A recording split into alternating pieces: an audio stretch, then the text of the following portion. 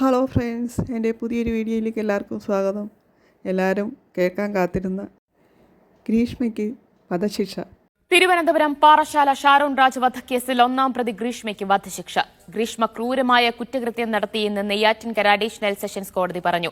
പ്രായം കണക്കാക്കി ഇളവ് വേണമെന്ന ഗ്രീഷ്മയുടെ ആവശ്യം കോടതി തള്ളി. മൂന്നാം പ്രതിയും അമ്മാവനുമായ നിർമ്മൽകുമാറിന് 3 വർഷം തടവും വിധിച്ചു. സ്നേഹിക്കുന്ന ഒരാളെയും വിശ്വസിക്കാൻ കൊള്ളില്ലെന്ന സന്ദേശമാണ് ഈ കേസ് സമൂഹത്തിന് നൽകിയത്.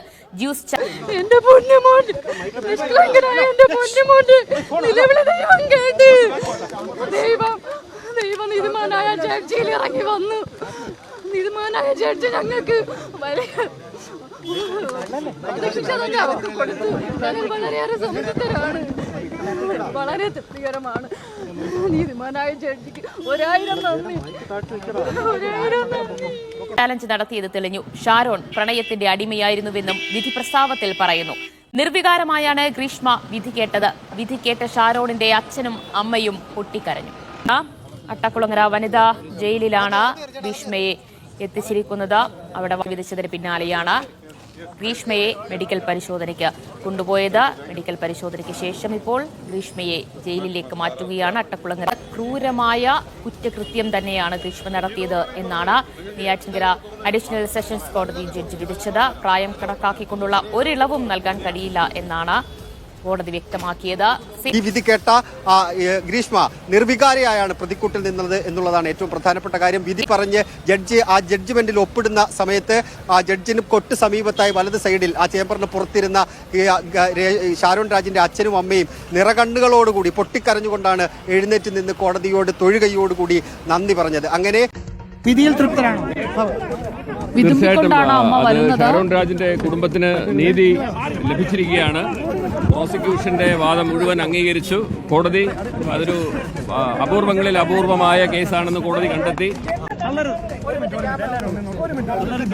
പ്രോസിക്യൂഷന്റെ ആവശ്യം അംഗീകരിച്ചിരിക്കുന്നു. വധശിക്ഷ ഒന്നാം പ്രതിക്ക് വധശിക്ഷ തന്നെ വിധിച്ചിരിക്കുകയാണ്. അതുകൂടാതെ അതിനോടൊപ്പം 2 ലക്ഷം രൂപ പിഴശിക്ഷയും വിധിച്ചിട്ടുണ്ട്.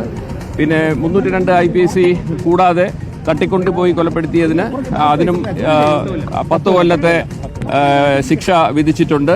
കൂടാതെ അതിന് 1 ലക്ഷത്തിന്റെ ഫൈൻ എമൗണ്ടും വിധിച്ചിട്ടുണ്ട്.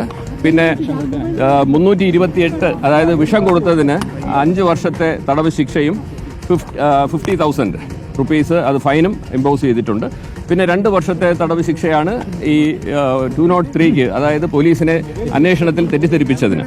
അപ്പോൾ ഇതെല്ലാം തന്നെ A3ക്ക് 3 വർഷത്തെ തടവ് ശിക്ഷയാണ്, 50,000 രൂപയുടെ പിഴശിക്ഷയും. അപ്പം 201ന് അതായത് തെളിവ് നശിപ്പിച്ചതിനാണ് ശിക്ഷ വിധിച്ചിരിക്കുന്നത്. ഇതിലെ എമൗണ്ട് റിയലൈസ് ചെയ്യുകയാണ് എന്നുണ്ടെങ്കിൽ പിഴശിക്ഷ അത് കോമ്പൻസേഷനായിട്ട് മാതാപിതാക്കൾക്ക് കൊടുക്കാനും കോടതി വിധിച്ചിട്ടുണ്ട്. കേരള പോലീസിന്റെ ചരിത്രത്തിൽ ആദ്യമായിട്ട് വളരെയധികം ഒരു അപ്രീസിയേഷൻ ഈ കേസിൽ ബഹുമാനപ്പെട്ട കോടതി കൊടുത്തു. അത് വളരെ കേരള പോലീസിന്റെ അഭിമാനമാണ്.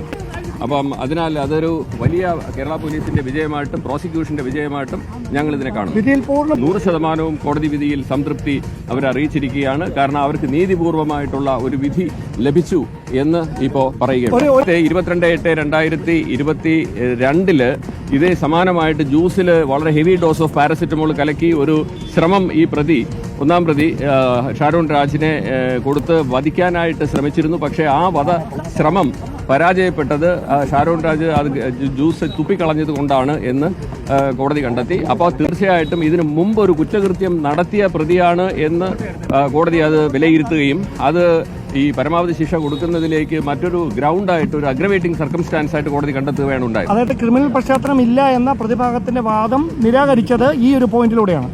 ഇതും കൂടാതെ തന്നെ ഇത് വളരെ മെറ്റിക്കുലസ് ആയിട്ട് വളരെ പ്ലാൻ ചെയ്ത് നടത്തിയ ഒരു ഇന്റലിജന്റ് ക്രിമിനൽ എന്നുള്ളൊരു രീതിയിലാണ് കോടതി കണ്ടെത്തിയത്.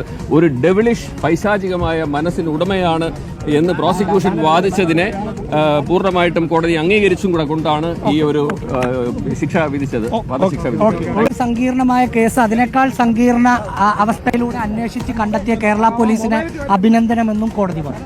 Thank you very much.